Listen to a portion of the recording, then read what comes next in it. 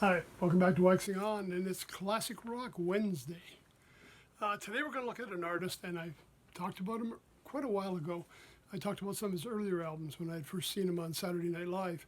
It's Van Morrison, and I think we talked about the album Wavelength at that time because that was the first thing I'd seen him perform live. I saw him on television, went out and bought the album, and I've been buying his music ever since. I probably have more of his albums than probably anybody else in my collection. And there was a time when I was on the road a lot and I never left the house without Van Morrison CD with me. It's great music. And if you remember, yeah, he had some hits back in the day. Domino, Moondance, a few of these that people will remember when they hear it. But you know, basically, Van has not had a lot of hits. I think the last one I remember getting a lot of airplay and hearing was Real, Real Gone from the album Enlightenment. So he's not somebody that's on the charts all the time. But what's surprising is, over the years, he continues to crank out an album almost every year. His concerts are constantly sold out.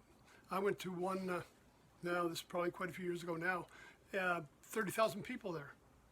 Basically, you watch it on the Jumbotron because you couldn't get close to the stage because that many people were coming out to see Van Morrison, who'd never had a hit in 20 years before that. I've got a few of the albums. I'm just going to go through some of the things and give you some idea because some of these, they're no particular order. They're just fun titles and things he puts together. Here's one, Van Morrison, Keep It Simple. Well, that's pretty straightforward, and that's what he does. I mean, his music hasn't got a lot of flash or style, but his music is really honest and catchy and gets the message across. One of my favorites, The Healing Game. Every tune a classic.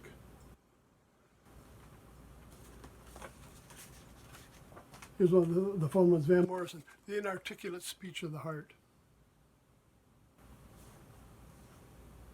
Van Morrison's What's Wrong with This Picture.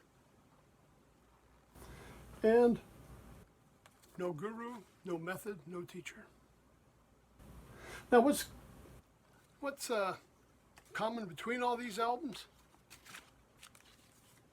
There's not a hit on here. All these songs are brand new when you listen to them because I've never heard them on the radio. I never see them on videos when they used to do music videos. You get the chance to explore the album with a completely fresh mind. Any of you from back in my era, back in the 60s and that, you know what it was like. You'd have hits that were on radio. You'd buy the album, there'd be the one hit, and most times a lot of filler because they were selling it based on the hit. No hits, man. When you listen to it, you get to decide what you like, what connects with you, what doesn't. There's no preconceived ideas when you put these on the, I gotta say on the turntable, this one in the machine. But, and that's one of the things I enjoy. You get to discover them new. And again, Van's got to be one of the most prolific writers of our era. I think I looked and he's got like 40 plus albums out and he's still cranking them out almost every year or so. He's putting out a lot of albums and he's never stopped. And again, he's just as popular in concert, selling out all over the world. Here's an album or a CD I just received. Thanks Colleen for this one, came in a package the other day with me and I love this. I mean, right from the title, Van Morrison, 3 chords and the truth. How can you go wrong with that, right? 3 chords and the truth and a shot of rhythm and blues. And basically that says it all. Give you some idea of the tunes he's got on here. And again, it's not going to be any hits you'll recognize, but some of them are just fun to read off here. March Winds in February. Fame Will Eat the Soul. Dark Night of the Soul. In Search of Grace. Nobody in Charge. You Don't Understand. Read Between the Lines. Does Love Conquer All? Early Days. If We Wait for Mountains. Up on Broadway. And here's 2 of my favorites, 3 Chords and the Truth and Bags Under My Eyes. Van talking about the touring days and days gone by. This is 2019 and he's had a couple albums out since then. But again, just a great writer, a great variety of tunes, and I didn't even go through to find out how many songs he's written. I mean, we're talking 40 some albums and how much writing is that? Now, some of the times his songs are covered by other people. I mean, he had a hit with Have I Told You Lately That I Love You. I think it was Rod Stewart had recorded that. But not a lot of Van music makes it to the radio. You'll hear it sometimes in movies. You'll hear it sometimes.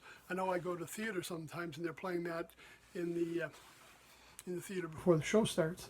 So there are people out there that are still kind of supporting what he does, but just a great, great experience to pick up a new Van Morrison album or to find one on your streaming network and listen to it from start to finish with no preconceived ideas.